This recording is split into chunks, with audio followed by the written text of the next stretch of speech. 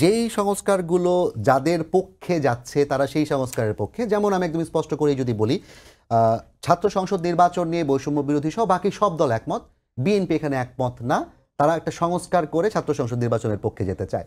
আবার আন্দোলনের আগে এবং আন্দোলনের অব্যাহতি পরেই কিন্তু আমরা দেখেছিলাম যে ক্যাম্পাসগুলোতে ছাত্র রাজনীতি বন্ধ করার বিষয়ে বৈষম্য বিরোধী ছাত্র আন্দোলন নাগরিক কমিটি খুব সোচ্চার ছিলেন। কিন্তু একই সাথে একটা সংস্কার কমিশনের রিপোর্টে আমরা দেখলাম তারা সুপারিশ করেছে যে ক্যাম্পাসগুলোতে ছাত্র রাজনীতি বন্ধ করতে হবে, ছাত্র রাজনীতি বিশেষ করে। সেই জায়গাটাতে আবার কিন্তু দেখছি যে ওই ছাত্র দলের সাথে সবাই একমত হয়েছেন যে না, ছাত্র রাজনীতি থাকতে দিতে হবে। তাহলে আসলে সংস্কার কি পছন্দ অনুযায়ী যার যারটা যার বেছে নিচ্ছেন? দেখুন, এই জায়গায় একটা জিনিস মনে হয় যে আপনার ছাত্র রাজনীতি নিষিদ্ধের যেই দাবিটা যেই কনটেক্সটে এসেছিল আর পরবর্তী যে কনটেক্সট, এটা মনে হয় একটু আলাদা। সেটা হচ্ছে আওয়ামী লীগ ছাত্র রাজনীতির নামে ক্যাম্পাসগুলোতে যেই জিনিসটা কায়েম রেখেছিল, এটা একটা সন্ত্রাসী কর্মকাণ্ড। তারা ছাত্রলীগ ছাড়া কাউকে রাজনীতি করতে দিত না, এবং সেই সময়টায় আমাদের প্রতিবাদ করার জন্য ছাত্রলীগের বিরুদ্ধে বলাটাও অনেক সময় এমন অবস্থা ছিল যে ছাত্রলীগের বিরুদ্ধে বলে তাকে ক্যাম্পাস ছাড়া হয়ে যেতে হতো, তাদেরকে শারীরিকভাবে আক্রমণের শিকার হতে হতো, শিক্ষা জীবন শেষ করতে পারেনি অনেক বিরোধী দলীয় ছাত্রছাত্রী।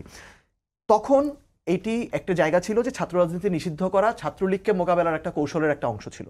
কিন্তু ছাত্র রাজনীতির ইতিবাচক যে জায়গাগুলো, সেই জায়গাগুলো তো অস্বীকার করার কোনো জায়গা নেই। মানে ধরুন, বৈষম্য বিরোধী ছাত্র আন্দোলন বা আমরা যারা বিভিন্ন সময় ক্যাম্পাসে বিভিন্ন ধরনের আন্দোলনের সাথে জড়িত ছিলাম, এই কার্যক্রমগুলো কি রাজনীতি ছিল না? সেই কার্যক্রমগুলো তো রাজনীতি ছিল।